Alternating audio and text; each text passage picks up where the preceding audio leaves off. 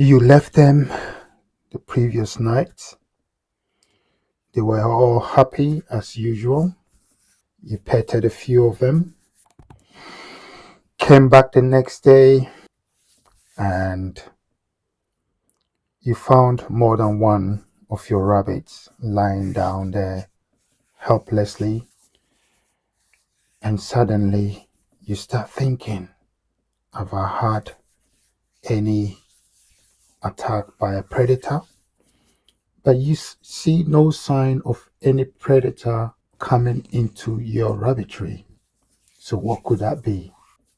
Rabito Famino, as you can hear from my voice, I am very, very saddened because I lost two of my very good does, and these things are very heartbreaking. So yes, I'm not my usual bubbly self today, and that's why I want to share with you so that when you have such situations, you know how to deal with it, or you know the root cause. And we are also going to learn the measures I'm going to take in order for these not to occur, or at least limit it, in order for me to have a successful farm.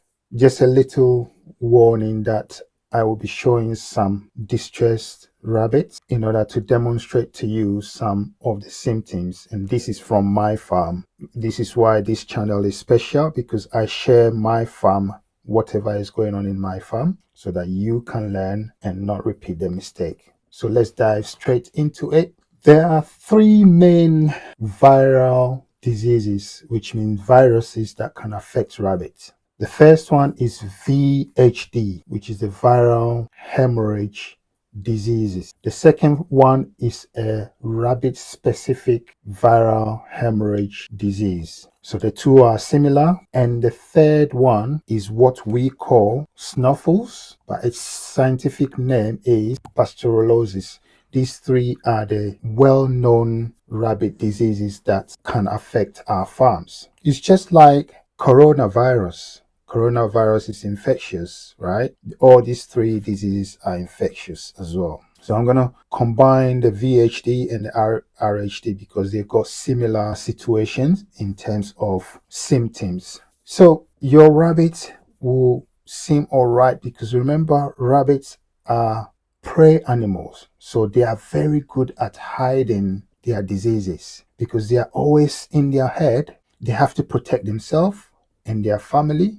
So even when they are sick, they will try to hide it so that they don't look vulnerable to any predator. So if you're not observant to your animal or your farm, before you find out, it might be too late. So the symptoms of VHD and RHD, that you come one day and the rabbit is dead, like I found mine, and it's heartbreaking. The second symptom is you can tell that rabbit slows down. It becomes lethargic, which means it becomes weak, and like you know that there is something wrong with this rabbit. Sometimes they can get abscess, which is, we call it boil, where they have retention of fluid in their body. So this is abscess. This is also a sign of a rabbit undergoing something like VHD. If you see it in good time, then you will be able to. This is a pure breed doe that we just lost recently. I want you to see. I warned you already. It might not be nice, but if you're in the farm environment, you might as well learn these things, because these things are real. If it's not happening to you, I don't wish that on you, but it's going to happen. So you can see the symptoms like this. And looking at this rabbit, beautiful rabbit here, it suffered a lot. Look at the nose area. And this is where we come to the snuffles, where you see the rabbit exhibiting snuffles and they can't breathe properly. I am sure that in our farm, we didn't see this in good time, and this is why it is very important for us to be able to observe our animals, like hold them, pet them, check them. At least within a period, you have a period where you check your animals, because I'm sure if we were to see this in good time, we would have been able to save our beautiful rabbits. So these are some of the things that affect our farms, and we should be aware of it and we are next going to look at how it comes in and how we can prevent it. One of the common way that we can introduce this virus into our farm is through our own activities as farmers or keepers. So if you don't practice good hygiene and you're thinking they're just rabbits, so you can touch anything and come and touch them, and you have them a lot, and you happen to touch anything that has got that virus in it, you will bring it into your farm, and that will be a disaster for your farm. So in other words, for us, what we can do is practice good hygiene, wash your hands, if possible wear gloves. Your uniform that you use in the farm should always be in the farm. So when you come in, you put on the uniform. You don't come in straight because you don't know what you've touched. If you go through transport, you don't know what you've touched before you come in the farm. So that's number one. Number two, through the food, the feed, formulated feed. Yes, most of the time we buy this feed from various places and bring them in. Therefore, we have to be very careful where we are getting our feed. Unfortunately, it's not all in our hands in a country like Ghana where we don't have pellets in abundance. We have no option but to formulate our feed, and therefore we can have these kind of issues. Number three, which is in our hand, is hygiene. Hygiene is very important because viruses, they thrive in filthy places.